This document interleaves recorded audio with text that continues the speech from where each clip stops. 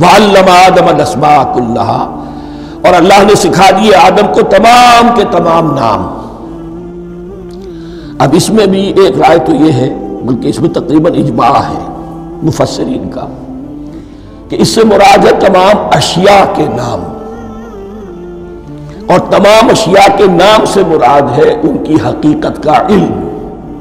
Human knowledge جو ہے، اگر آپ اس کا تجزیہ کریں گے تو وہ یہی ہے کہ انسان ایک چیز کو پہچانتا ہے، پھر اس کے لیے ایک نام رکھتا ہے یا کوئی ٹرم اس کے لیے قائم کرتا ہے۔ اس نام یا ٹرم اور اس کے حوالے سے، اصطلاح کے حوالے سے بہت سے حقائق کو اپنے ذہن کے اندر محفوظ کرتا ہے۔ تو گویا کہ ان علمہ آدم الاسماء کلہا، تمام نام سکھا دیے کل مادی کائنات کے اندر جو کچھ وجود میں آنے والا تھا، ان سب کی حقیقت سے پوٹینشلی حضرت آدم کو آگاہ کر دیا۔ یہ پوٹینشل علم ہے، ہیومن نالج، جو ایکوائرڈ نالج ہے، جو انسان کو سمع اور بصر اور اپنے اس دماغ کے کمپیوٹر کے ذریعے سے حاصل ہوتا ہے۔ ایک ہے ریویلڈ نالج جو اللہ وحی کے ذریعے سے بھیجتا ہے، ایک ہے ایکوائرڈ نالج، انسان خود علم حاصل کرتا ہے۔ اس نے آنکھوں سے دیکھا، کان سے سنا، نتیجہ نکالا، اور اس کمپیوٹر نے اس کو پروسیس کیا، اس نتیجے کو کہیں میموری کے اندر سٹور کر لیا۔ یہ کمپیوٹر ہے بہت بڑا۔ پھر کچھ اور دیکھا، کچھ اور سنا، کچھ چھو کر معلوم ہوا، کچھ چکھ کر معلوم ہوا، کچھ سونگھ کر معلوم ہوا، کوئی اور نتیجہ نکلا، اسے وہ پاس میموری کے ساتھ اس کو ٹیلی کیا اور نتیجہ نکالا۔ اس طرح رفتہ رفتہ ان السمع والبصر والفؤاد کل اولئک کان عنہ مسئولا، یہ ایکوائرڈ نالج تین چیزوں سے انسان کو حاصل ہو رہا ہے، سماعت، بصارت اور یہ عقل، جو فائدہ اخذ کرتی ہے، جو اس کو پروسیس کرتی ہے، اس تمام جو سینس ڈیٹا اس کو مہیا ہوتا ہے سینس آرگنز کے ذریعے سے۔ یہ علم ہے جو پوٹینشلی حضرت آدم کو دے دیا گیا۔ اس کی ایکسفولیشن ہو رہی ہے، اب درجہ بدرجہ وہ علم پھیل رہا ہے، بڑھ رہا ہے، اور بڑھتے بڑھتے کہاں تک پہنچے گا ہم کچھ نہیں کہہ سکتے، کہاں سے کہاں پہنچ گیا انسان۔ اس نصف صدی کے اندر علم انسانی میں جو ایکسپلوژن ہوا ہے، میں اور آپ اس کا تصور تک نہیں کر سکتے۔ اکثر بڑے بڑے جو سائنسدان ہیں انہیں تصور نہیں ہے، اس لیے کہ ایک شخص اپنی لائن فزکس کے بارے میں جانتا ہے کیا کچھ ہو گیا، یا فزکس کی بھی کسی شاخ کے بارے میں جانتا ہے، باقی دوسری جو لائن ہے اسے کچھ پتہ نہیں۔ اسپیشلائزیشن کا دور ہے، لہذا جو ایکسپلوژن کہا جائے، دھماکہ ہوا ہے علم کا، اس کا کوئی اندازہ نہیں ہے ہمارے پاس، اور کس تیزی کے ساتھ وہ چیز آگے بڑھ رہی ہے، کس تیزی کے ساتھ ایک چیز آج جو ایجاد ہوئی چند دنوں کے اندر اندر اس کے بعد اس کا نیا کوئی ورشن آ جاتا ہے اور یہ چیز جو ہے آبسولیٹ ہو جاتی ہے۔ کمیونیکیشن کے اندر جو انقلاب عظیم برپا ہوا ہے، تو آپ یہ سمجھئے کہ اقبال نے جو شعر کبھی کہا تھا کہ عروج آدم خاکی سے انجم سہنے جاتے ہیں، کہ یہ ٹوٹا ہوا تارا مہ کامل نہ بن جائے۔ اور یہ مہ کامل بنے گا کب؟ جب دجال کی شکل اختیار کرے گا۔ دجال کون ہوگا؟ جو ان تمام قواعد طبیعہ کے اوپر قابو پا لے گا، جب چاہے گا جہاں چاہے گا بارش برسائے گا، رزق کے تمام خزانے اپنے ہاتھ میں لے لے گا، جو اس کے اوپر ایمان لائے گا اسی کو ملے گا، کسی اور کو نہیں ملے گا، اس کی آواز پوری دنیا میں سنائی دے گی،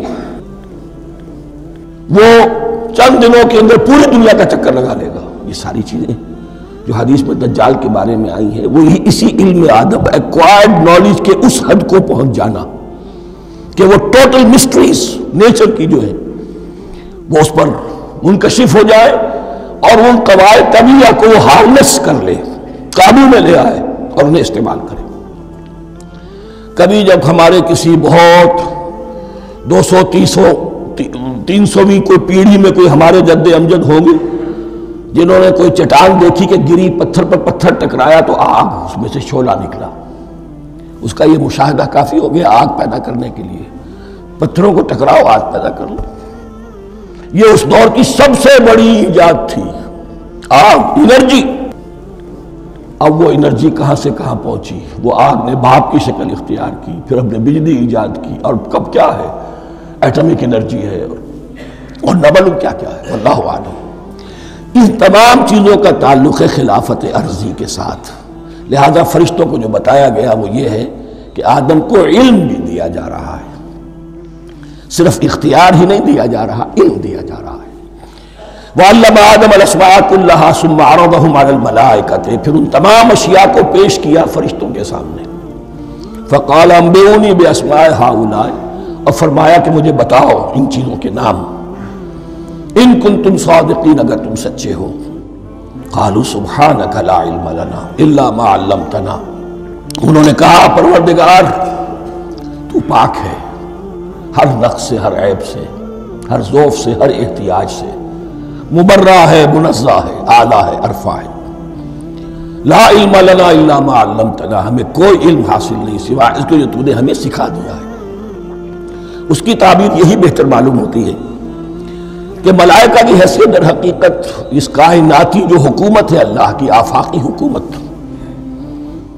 اس کے کارندوں کی ہے، یہ اس کے سول سرونٹس ہیں. تو ہر ایک کو صرف اس کے شعبے کے متعلق علم دیا گیا ہے، علم جامع نہیں ہے.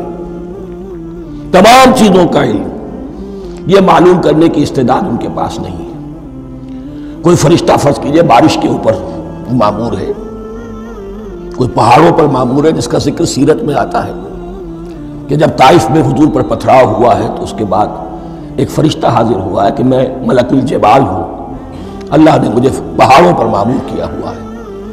آپ اگر فرمائیں تو جن لوگوں نے آپ کو ستایا ہے، یہ جو طائف جن دو پہاڑوں کے درمیان یہ وادی ہے، ان کو آپس میں ٹکرا دوں کہ یہ پس کر اور سرما بن جائے. آپ نے فرمایا نہیں، کیا عجب، اللہ تعالیٰ ان کی اگلی نسلوں کو ہدایت دے دے. تو فرشتے ہیں، کوئی پہاڑوں پر مامور ہے، کوئی کسی خدمت پر مامور ہے، ان کو علم دیا گیا ہے صرف انہی کی اپنی جو بھی فرائض منصبی ہیں ان کے شعبے سے متعلق، کل نہیں. جامعیت جو ہے علم کی وہ ہے کہ جو حضرت آدم علیہ السلام کو پوٹینشلی دے دی گئی اور جو اب بڑھتے بڑھتے ایک بہت جلاور درخت بن چکا. سبحانک لا علم لنا الا ما علمتنا انک انت العلیم الحکیم. یقیناً آپ ہی کی ذات ہے جو کل کے کل علم کی حامل ہے اور جس کے اوپر حکمت بھی، جس کی حکمت بھی کامل ہے. باقی تو ہر مخلوق میں سے ہر ایک کا علم ناقص رہے گا. العلیم، کل علم کا جاننے والا تو ہی ہے.